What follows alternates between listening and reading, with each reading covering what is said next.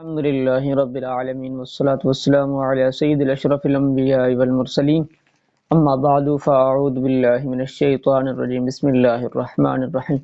قال الله تبارك وتعالى في القرآن المجيد والفرقان الحميد فبأي آلاء ربكما تكذبان صدق الله العظيم۔ سامعین و ناظرین، اللہ پاک نے اپنے بندوں پر بے حد نعمتوں کا ظہور فرمایا۔ جب سے انسان پیدا ہوتا ہے، بلکہ پیدا ہونے سے پہلے ہی اللہ پاک اپنے بندے پر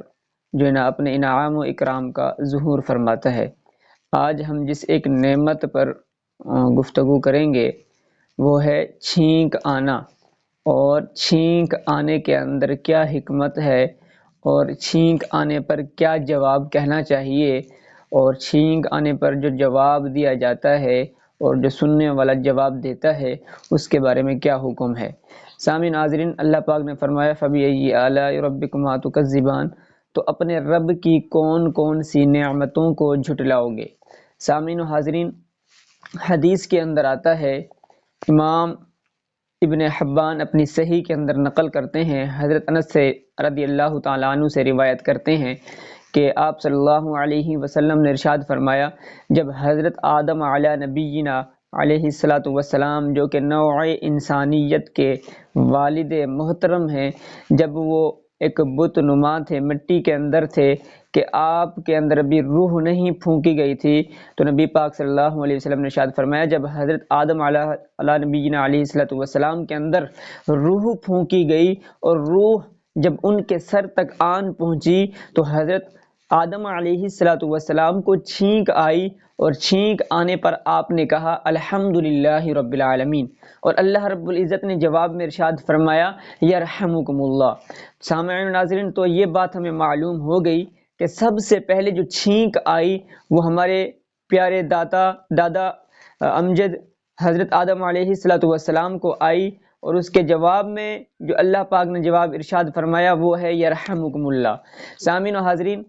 آج اس بات کی سائنس بھی معترف ہے، اور جو ہے نا وہ اعتراف کرتی ہے کہ چھینک آنے پر اس کے اندر بہت ساری حکمتیں ہیں، خصلتیں ہیں، اس لیے اللہ پاک نے جو ہے نا چھینک آنے پر ارشاد فرمایا کہ اس کا جواب کہا جائے، اور یہی تعلیم ہمارے رب کی طرف سے ہے اور ہمارے پیارے نبی پاک علیہ السلام کی طرف سے ہے۔ سائنس کا کہنا ہے کہ جب انسان کو چھینک آتی ہے تو منہ کے ذریعے سے اور ناک کی جو یہ نالیاں ہیں ان کے ذریعے سے انسان کے اندر جو موجود بیکٹیریا ہوتے ہیں یا وائرس ہوتے ہیں، تو وہ جو گندے وائرس اور بیکٹیریا ہوتے ہیں وہ چھینک کے ذریعے سے آتے ہیں اور ناک کی نالیوں سے خارج ہو جاتے ہیں، جس وجہ سے انسان اپنے آپ کو بہترین اور فریش محسوس کرتا ہے۔ اور سائنس کا یہ بھی کہنا ہے کہ جب چھینک آئے تو اس کو روکا نہ جائے، کہ اگر کوئی انسان چھینک کو روکے گا تو اس کے جو دماغ کی شریانیں ہیں، خون کی شریانیں ہیں، ان کا بند ہونے کا خدشہ ہے، اور جو کہ اس کے لیے غیر مفید ہے۔ تو ہمیں چاہیے کہ جب ہمیں چھینک آئے تو ہم اس کو روکیں نہ، بلکہ تسلی سے چھینک دیں۔ اور سامعین و حاضرین، سائنس کا یہ بھی کہنا ہے کہ جب انسان کو چھینک آتی ہے تو اس کی جو سانس ہوتی ہے وہ چند لمحے کے لیے رک جاتی ہے، جس وجہ سے ہمیں اللہ پاک نے اور اس کے رسول صلی اللہ علیہ وسلم نے تعلیم دی کہ چھینک آنے پر الحمدللہ رب العالمین کہا جائے۔ اس کی وجہ یہ ہے کہ انسان کو سمجھیں کہ ایک دوبارہ نئی زندگی مل گئی ہے، اس کی دوسری مرتبہ دوبارہ سانس بحال ہو گئی ہے۔ اس وجہ سے اللہ نے فرمایا اور اس کے نبی نے فرمایا کہ چھینک آنے پر جواب میں کہا جائے الحمدللہ رب العالمین۔ اور سامعین حاضرین، یہ بھی سماعت فرما لیں کہ جو ساتھ والا شخص بیٹھا ہوتا ہے اس کے اوپر یہ واجب ہو جاتا ہے، لازم ہو جاتا ہے کہ جس شخص کو چھینک آئی ہے اس کے جواب میں وہ یرحمکم اللہ کہے، اور سننے والا دوبارہ جس کو چھینک آئی ہے وہ اس کے جواب میں کہے یہدیکم، کہ اللہ پاک تجھے ہدایت دے۔ سامعین و حاضرین، تو یہ سائنس نے بھی اس کے اندر حکمتیں اور خصلتیں رکھی ہیں۔ قربان جائیے ہمارے پیارے آقا صلی اللہ علیہ وسلم کی تعلیم پر اور اللہ پاک کی تعلیم پر، کہ اس نے نوع انسانیت کو جب بنایا تو ابتدا ہی جو ہے نا چھینک کے اندر فرما دی کہ اس کے جواب میں الحمدللہ کہا جائے۔ سامعین و حاضرین، آج ہم مسلمان ہیں اور ہم تو ویسے ہی فرائض کو چھوڑ بیٹھے ہیں، واجبات کو چھوڑ بیٹھے ہیں، لیکن یہ چھینک آنے پر اگر جواب کہا جائے کہ جو سنتا ہے وہ جواب دے تو اللہ پاک اس کو کیا اجر دیتا ہے، ہم ایک واقعے کی صورت میں عرض کرتے ہیں۔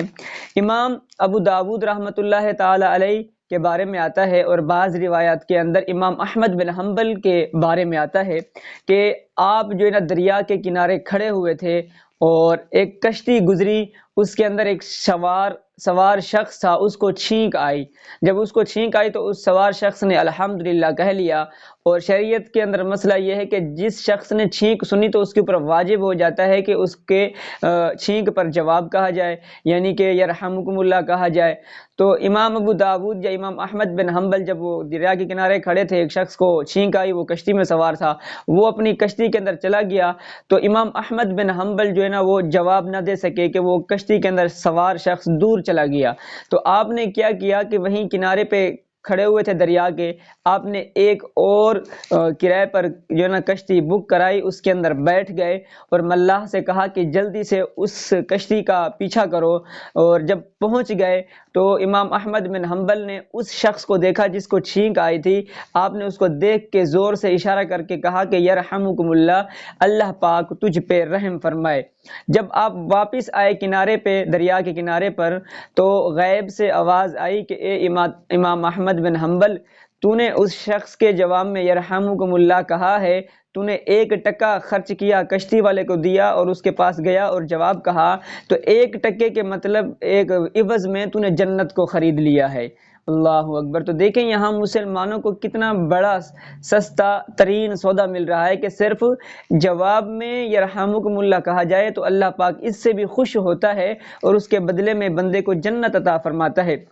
سامعین و حاضرین، یہ چھینک کے جواب پر جتنے بھی دنیا کے اندر مذاہب ہیں وہ اپنی اپنی زبان میں یا نعوذ باللہ وہ اپنے خداؤں کی، پیدا کرنے والے کی تعریف کرتے ہیں چھینک آنے پر۔ جیسا کہ گورے بھی اس بات کو اپناتے ہیں، گورے کو اگر کوئی چھینک آ جائے تو اس کے ساتھ والا بیٹھا ہوا کہتا ہے کہ گاڈ بلیس، اور وہ پھر سے اس کو دہراتا ہے، کہتا ہے تھینکس۔ تو گورے بھی اس بات کو اپنا رہے ہیں، تو ہم تو مسلمان ہیں کہ جس کو رب نے اور اس کے رسول نے چھینک آنے پر جواب دینے کی تعلیم ارشاد فرمائی ہے، تو پھر ہم اس تعلیم کو کیوں بھلا بیٹھے ہیں؟ آج ہم اس کو ایک جو ہے نا